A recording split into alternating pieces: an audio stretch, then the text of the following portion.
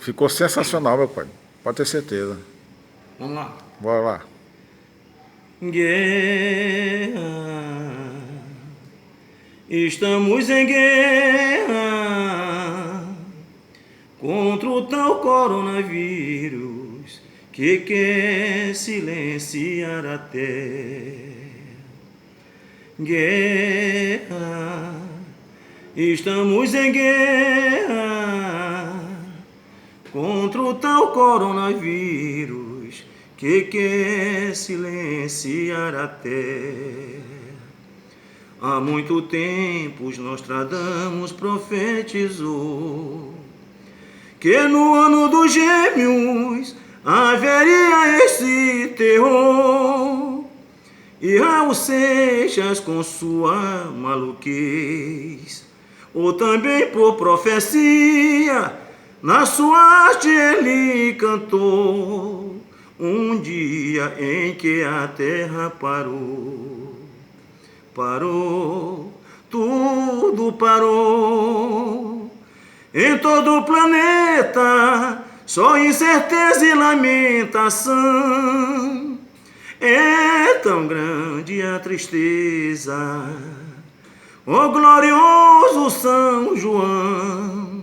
Se eu tiver também que parar um dia, por causa dessa pandemia, com a minha cantoria, silenciando o meu batalhão.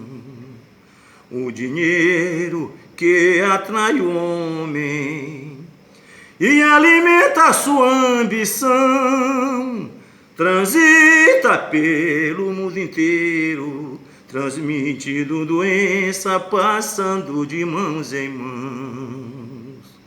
Pra acabar com este pavor mundial, só o doutor dos doutores, o grande Pai Celestial, ele já mostrou a cura para esta doença, meu irmão, e dará outra chance ao homem de novamente se abraçar e apertar as mãos.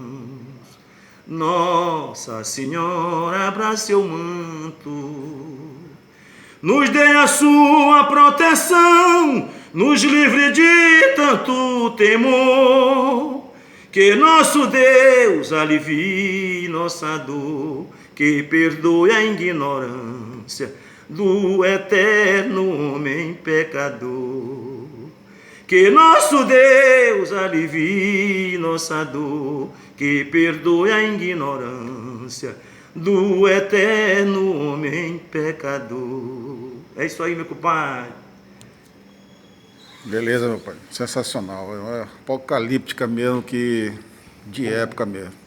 Vamos marcar, viu, pai? Marcar mesmo.